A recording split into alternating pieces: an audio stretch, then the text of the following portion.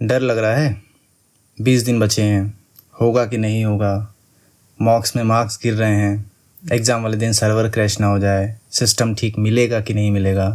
अगर ये सब चल रहा है दिमाग में तो बिल्कुल सही जगह आए हो, क्योंकि वीडियो ख़त्म होने से पहले पॉजिटिव होकर जाओगे और जो बताने वाला हूँ उसको फॉलो कर लिया तो 100% आपके मार्क्स बढ़ेंगे और जो एग्ज़ाम आपका होने वाला है SSC CHSL प्री वो बहुत ही अच्छा जाएगा। अब देखो, एग्जैक्ट डेट किसी को पता नहीं है, लेकिन नोटिफिकेशन में ये बताया गया कि लास्ट वीक ऑफ अक्टूबर में एग्ज़ाम होगा CHSL। तो लगभग अगर देखा जाए तो 20 दिन मान के हम चलते हैं और इस 20 दिनों को आपको किस तरह से यूटिलाइज़ करना है कि आप अपना मैक्सिमम आउटपुट निकाल पाओ, वो आपको इस वीडियो में आज पता चलने वाला है। Hello aspirants, welcome to SSC exam guide. तो देखो, लगभग 20 दिन बचे हैं, but there is a catch. अब वो कैच क्या है वो आपको वीडियो के लास्ट में पता चलेगा, ठीक है।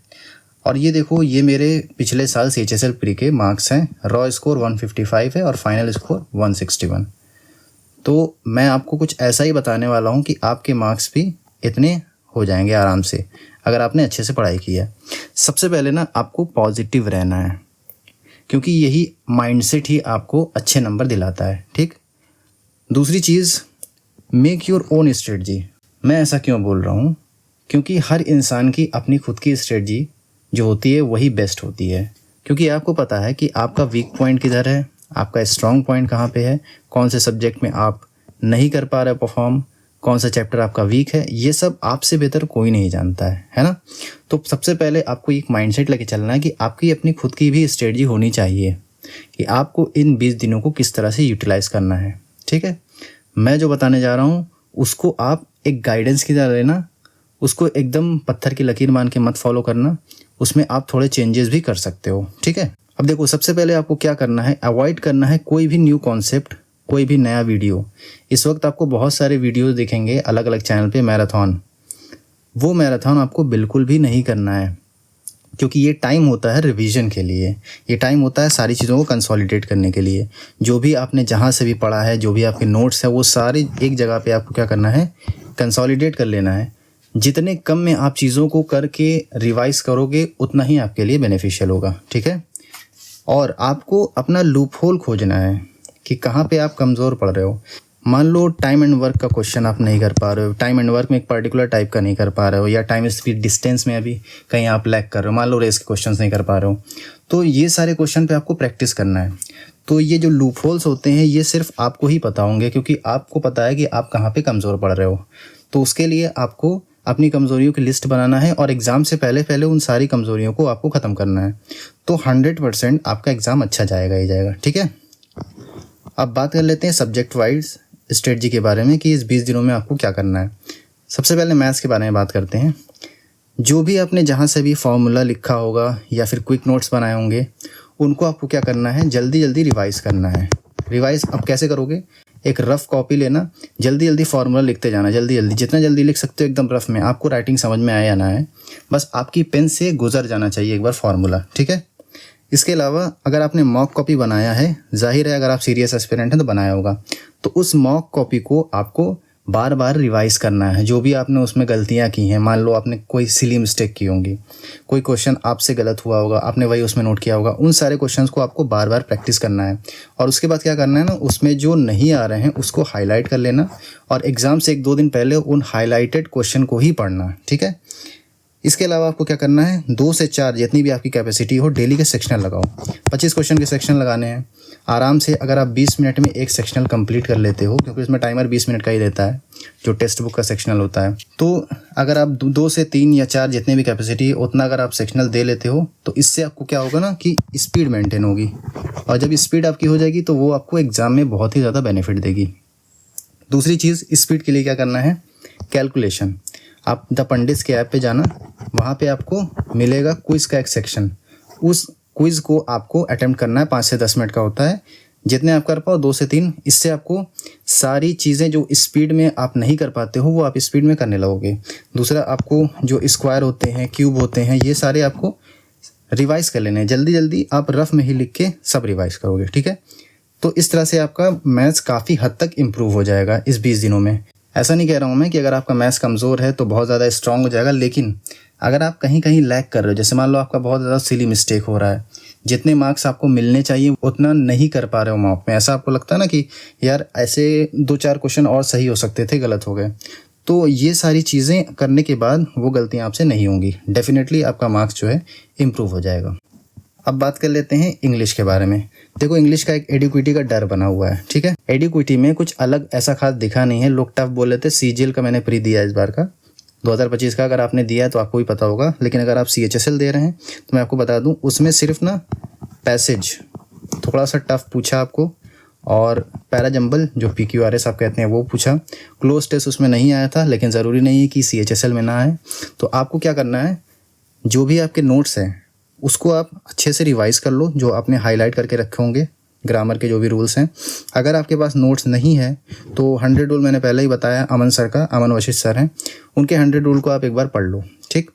दूसरी चीज़ क्या करना है, आपको हाईलाइटेड वोकैब पढ़ना है, जो भी वोकैब आपने कहीं से याद किए हैं, PYQ से या आपके नोट्स हैं, वहाँ पे अगर आपने कोई वोकैब को भूला होगा तो आपने हाईलाइट किया होगा, उसको आपको बार बार रिवाइज करना है।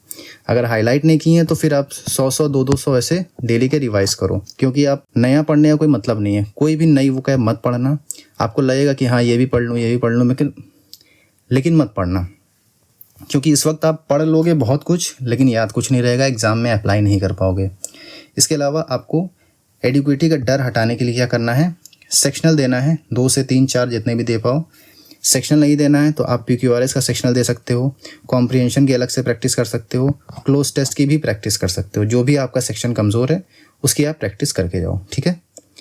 इसके बाद बात कर लेते हैं GS के बारे में। GS पहले ही बोलता हूँ मैं, यहाँ पे भी एडिक्विटी का डर है कि हाँ स्टेटमेंट बेस्ड बहुत ज़्यादा सवाल आ रहे हैं, ऐसा आ रहा है, वैसा आ रहा है, बहुत टफ है।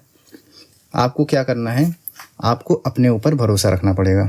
आप नोट्स रिवाइज़ करो, अगर आपके पास नोट्स से रिवाइज़ नहीं कर पा रहे हो तो परमार सर का FRB सीरीज़ है, फ्री रिवीजन बैच, वहाँ पे वो जल्दी जल्दी माइंड मैप से बहुत जल्दी एक टॉपिक को रिवाइज़ करते हैं, 10 से 15 मिनट, 20 मिनट, 30 मिनट में, ठीक है। तो क्या करना है, आपको वो सारे टॉपिक्स यहाँ से रिवाइज़ कर लेने हैं।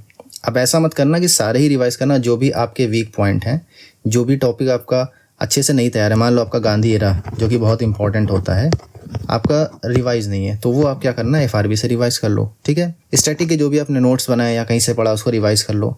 करंट अफेयर अगर आपने पहले से पढ़ा है तो ठीक है, लेकिन इस वक्त अब करंट अफेयर मत पढ़ना, 20 दिन में आप बहुत ज़्यादा पढ़ नहीं पाओगे, पढ़ लिए तो याद भी नहीं रहेगा।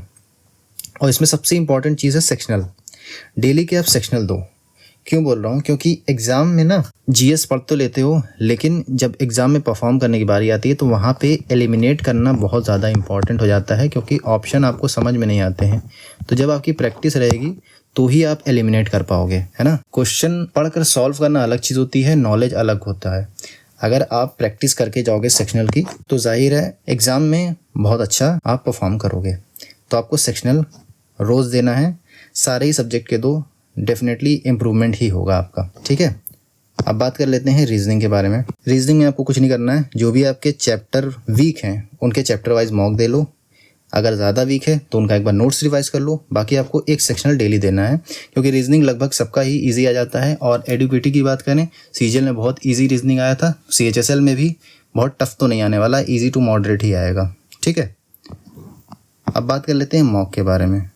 तो मॉक आपको इन 20 दिनों में तो डेली ही देना है, लेकिन जो लास्ट के बचेंगे ना, लास्ट के 2-3 दिन बचेंगे एग्ज़ाम से पहले, उसमें आप मत देना। आपको डेली के एक मॉक देने हैं, और ट्राई ये करना कि जिस शिफ्ट में आपका एग्ज़ाम पड़ेगा उसी टाइमिंग में सोच के दो।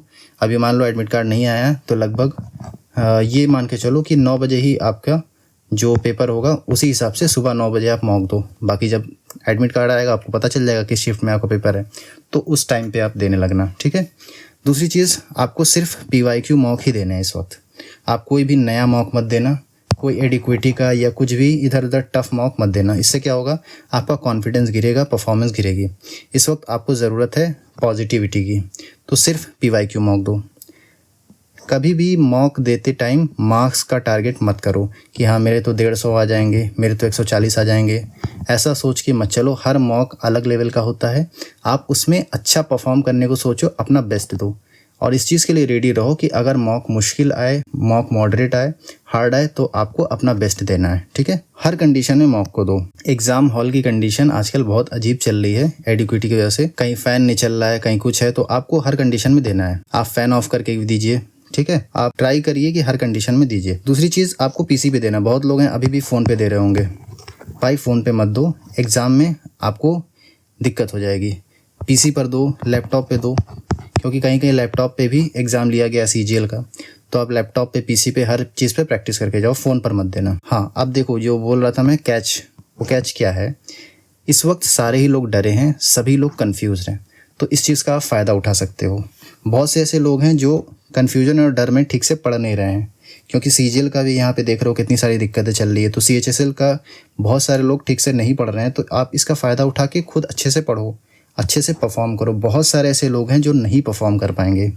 दूसरी चीज़, ये 20 दिन आपके 60 दिन के बराबर है। अब ये कैसे बोल रहा हूँ मैं, आप देखते होगे, खुद ही आपने ये चीज़ ऑब्जर्व किया होगा कि एग्ज़ाम से पहले जो 20 दिन होते हैं उसमें आप बहुत कुछ पढ़ जाते हो, और अगर उससे आप कंपेयर करोगे नॉर्मल डेज़ में, तो वो 60 दिन में भी आप वो चीज़ नहीं पढ़ पाते हो, क्योंकि यहाँ पे आप एफिशिएंटली बहुत अच्छे तरीके से पढ़ते हो, टाइम वेस्ट नहीं करते हो, ठीक है। तो यही काम आपको इन 20 दिनों में करना है। अच्छे से पॉजिटिव होकर पढ़ाई करो, ठीक है। और दूसरी चीज़, आपको करना ही करना है, आपके पास कोई ऑप्शन नहीं है, क्योंकि गवर्नमेंट जॉब तैयारी करने वाले मैक्सिमम वही लोग हैं जिनके पास कोई ऑप्शन नहीं है, तभी वो कर रहे हैं। और आप ये वीडियो भी तभी देख रहे हो क्योंकि आपके पास कोई ऑप्शन नहीं है। अपना बेस्ट दो।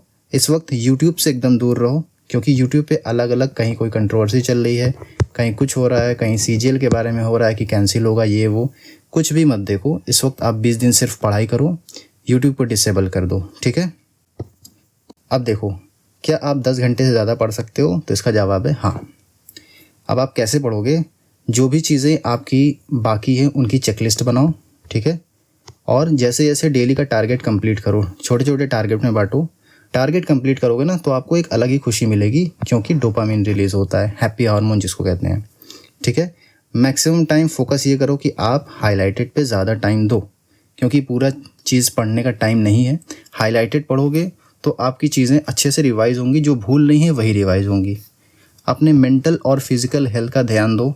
थोड़ा सा सुबह एक्सरसाइज कर लो, थोड़ी स्ट्रेचिंग कर लो, थोड़ा सा पढ़ने के बाद अगर बहुत एग्जॉस्ट हो जाओ, कुछ म्यूज़िक सुन लो, कुछ भी, मतलब फैमिली के बीच में बैठ जाओ, फैमिली से बात करो, तो इस चीज़ का भी आपको ध्यान देना है। Last but not the least, भाई झोंक दो, जान लगा दो, क्योंकि जो है यही है, इसके अलावा आपके पास कोई ऑप्शन नहीं है, तभी आप गवर्नमेंट जॉब की तैयारी कर रहे हो। तो ये 20 दिन अच्छे से यूटिलाइज़ करके जितने जान लगा सकते हो लगा दो, ये एग्ज़ाम अच्छा हो जाएगा आपका।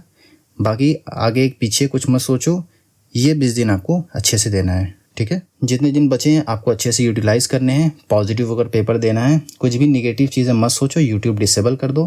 बाकी यहाँ तक वीडियो में बने रहने के लिए थैंक यू। अगर वीडियो थोड़ा सा भी आपको अच्छा लगा, थोड़ा सा भी आपको इन्फॉर्मेटिव लगा, कहीं आपको इससे पॉजिटिविटी मिली, तो चैनल को सब्सक्राइब कर देना। बाकी मिलते हैं नेक्स्ट वीडियो में, तब तक के लिए टेक केयर, पढ़ते रहिए। Thank you so much, bye bye.